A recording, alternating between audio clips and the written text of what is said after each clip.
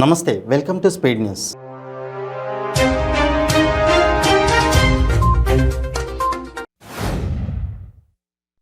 కాంగ్రెస్ బీజేపీలు ఓట్ల రాజకీయం కోసమే పోటీ ఉత్సవాలు చేస్తున్నాయని మంత్రి జగదీష్ రెడ్డి ఆరోపించారు. కాంగ్రెస్ బీజేపీలు చేస్తున్న పోటీ ఉత్సవాలపై ఆయన తీవ్రంగా మండిపడ్డారు. సూర్యాపేట జిల్లాలో జగదీష్ రెడ్డి మీడియాతో మాట్లాడుతూ కొంగ దొంగ జపాలను తెలంగాణ ప్రజలు నమ్మరని వ్యాఖ్యానించారు. నల్లగొండ జిల్లా నకిరేకల్లో మాజీ ఎమ్మెల్యే వేముల వీరేశం పుట్టినరోజు వేడుకలు ఘనంగా జరిగాయి. ఈ సందర్భంగా వేముల వీరేశం ఎమ్మెల్యే చిరుమర్తి లింగయ్య మీద తీవ్ర వ్యాఖ్యలు చేశారు. ఎన్నికలు ఎప్పుడు వచ్చినా పోటీ చేసేది గెలిచేది తానేనని, తనను కేసీఆర్ కేటీఆర్ చెప్పిందే వేదమని, మధ్యలో వచ్చిన బుడంగాళ్లకు భయపడమని అన్నారు. టీడీపీ మినీ మేనిఫెస్టోతో వైసీపీ నేతల గుండెల్లో రైళ్లు పరిగెడుతున్నాయని టీడీపీ తెలుగు మహిళా అధ్యక్షురాలు వంగలపూడి అనిత అన్నారు. వైసీపీ మేనిఫెస్టోను 98.5% అమలు చేస్తామని, మేనిఫెస్టోని పవిత్ర గ్రంథమని చెప్పి వైసీపీ నేతలు గ్రంథం చూడడం మానేశారని ఎద్దేవా చేశారు. సంపూర్ణ మద్యపాన నిషేధం, ఆ తర్వాత దశల వారీగా మద్యపాన నిషేధం అన్నారు. ఇప్పుడు ఎన్నో దశలో ఉందో చెప్పాలన్నారు.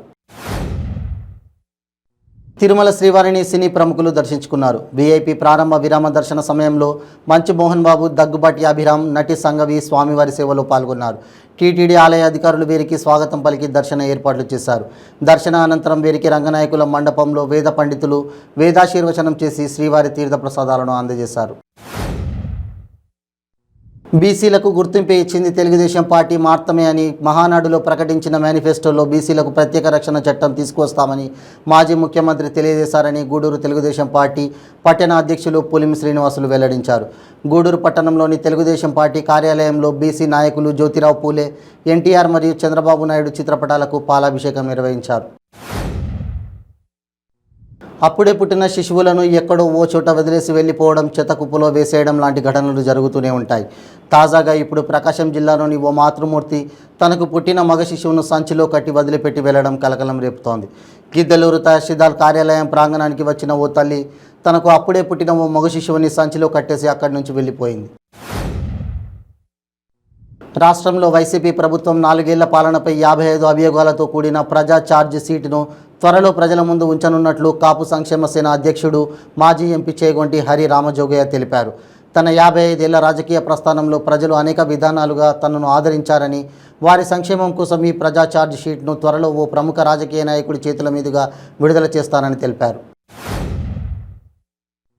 పాలకొల్లు డాక్టర్ బిఆర్ అంబేద్కర్ భవనంలో పాలకొల్లు నియోజకవర్గం తెలుగు యువత ఆధ్వర్యంలో ఏర్పాటు చేసిన రక్తదాన శిబిరాన్ని శాసనసభ్యులు నిమ్మల రామానాయుడు, ఎమ్మెల్సీ అంగర రామ్మోహన్ ప్రారంభించారు. ఈ సందర్భంగా వారు మాట్లాడుతూ ముఖ్యమంత్రి అధికారం చేపట్టాక ప్రతి సంవత్సరం జాబ్ క్యాలెండర్, డిఎస్సి ప్రకటిస్తానన్నారు. మాజీ ఎంపీ కీర్తిశేషులు బొడ్డేపల్లి రాజగోపాలరావు జిల్లా అభివృద్ధిలో కీలక పాత్ర పోషించి ప్రజల గుండెల్లో నిలిచిపోయారని ఎంపీ కింజరాపు రామ్మోహన్ నాయుడు అన్నారు. తెలుగుదేశం పార్టీ ఆధ్వర్యంలో స్థానిక కొత్త రోడ్డు వద్ద రాజగోపాలరావు విగ్రహానికి పూలమాలలు వేసి నివాళులర్పించారు. ఈ సందర్భంగా ఆయన మాట్లాడుతూ వంశధార ప్రాజెక్టు నిర్మాణ ఆద్యుడు రాజగోపాలరావు అని కొనియాడారు.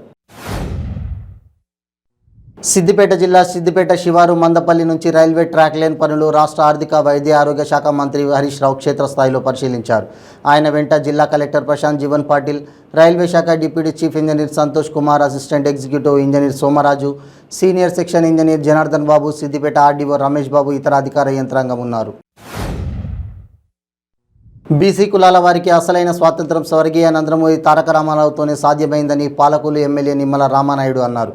మహానాడు మేనిఫెస్టోలో బీసీలకు ప్రత్యేక రక్షణ చట్టం తెస్తామన్న చంద్రబాబు కృతజ్ఞతగా బీసీ నేతల ఆధ్వర్యంలో ఆయన ఫ్లెక్సీకి పాలాభిషేకం నిర్వహించారు. వ్యవసాయాన్ని దైవంగా భావించే రైతాంగానికి మేలు చేసే ఎన్నో నిర్ణయాలు ముఖ్యమంత్రి వైఎస్ జగన్మోహన్ రెడ్డి గత 4 ఏళ్ల పాలనలో చేసి రైతుల పక్షాన అండగా నిలిచారని జిల్లా ఇన్ఛార్జి మంత్రి సిఎస్ శ్రీనివాస్, వేణుగోపాలకృష్ణ, మంత్రి డాక్టర్ తానేటి వనిత పేర్కొన్నారు. స్థానిక ధవళేశ్వరం కాటన్ బ్యారేజ్ వద్ద గోదావరి జలాలను తూర్పు, పశ్చిమ, సెంట్రల్ డెల్టా ప్రాంతాలకు సాగునీటిని విడుదల చేశారు. తిరుపతి జిల్లాలోని ఓ బాణసంచా గోడౌన్లో భారీ పేలుడు చోటు చేసుకుంది. ఈ ఘటనలో 3 సజీవ దహనమయ్యారు. తిరుపతి జిల్లా వరదయ్యపాలెం మండలం పరిధిలో భారీ అగ్ని ప్రమాదం జరిగింది. కువ్వాకుల్లి గ్రామంలోని బాణసంచా గోడౌన్లో భారీ పేలుడు చోటు చేసుకుంది. ఈ ఘటనలో 3 కార్మికులు సజీవ దహనమయ్యారు. ప్రజల సమస్యల పరిష్కారానికి రాష్ట్ర ప్రభుత్వం ఎంతో ప్రతిష్టాత్మకంగా జగనన్నకు చెబుదాం 1902 టోల్ ఫ్రీ నంబర్ను ఏర్పాటు చేసిందని, దీనికి వచ్చిన ఫిర్యాదులపై పలు శాఖల అధికారులతో సమీక్షా సమావేశం నిర్వహించామని గూడూరు ఆర్డీఓ కిరణ్ కుమార్ వెల్లడించారు.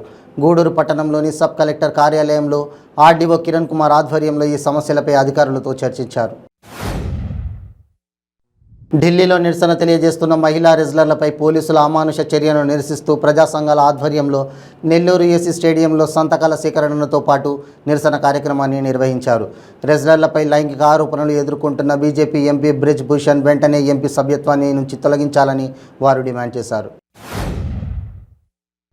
ప్రకాశం జిల్లా బెస్తవారిపేట మండలం పూసలపాడు గ్రామానికి చెందిన పెద్దిరెడ్డి రామిరెడ్డి అనే వృద్ధుడిని మే 31వ తేదీన గుర్తు తెలియని వ్యక్తులు బ్లూ కలర్ కారులో కిడ్నాప్ చేసి తీసుకెళ్లారు. ఈ విషయాన్ని 112 నంబర్కు ఫోన్ చేసి పెద్దిరెడ్డి రామిరెడ్డి సన్నిహితులు పోలీసులకు తెలిపారు. మేనిఫెస్టోకు అర్థం తెలియని వ్యక్తి చంద్రబాబు నాయుడని, చంద్రబాబును నమ్మే స్థితిలో ప్రజలు లేరని ఏపీ మంత్రి గుడివాడ అమర్నాథ్ విమర్శించారు.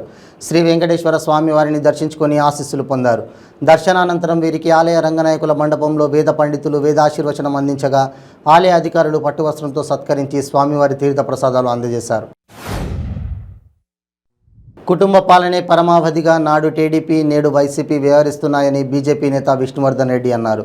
మిగిలిన ఈ 18 నెలలు వైసీపీ చేతగానితనాన్ని ఎండగట్టే విధంగా బీజేపీ జనసేన ప్రజా అవగాహన ఉద్యమాలు చేపడుతున్నాయని చెప్పారు. రాష్ట్రం అభివృద్ధి పదంలో నడవాలని అంటే అది కేవలం బీజేపీ జనసేనలతోనే సాధ్యమన్నారు. దేశ రక్షణ దళాల్లో ఆధునీకరణ జరుగుతోందని, ఇప్పటి అవసరాలతో పాటు 2047 నాటికి పూర్తిగా ఆత్మనిర్భర్ భారత్ లక్ష్యాలను చేరుకునేందుకు గట్టి ప్రయత్నాలు జరుగుతున్నాయని భారత నౌకాదళ అధిపతి అడ్మిరల్ హరికుమార్ వెల్లడించారు. నేవీలో ఉత్తమ సేవలు అందించిన పలువురికి విశాఖలో అవార్డుల ప్రదానోత్సవం జరిగింది.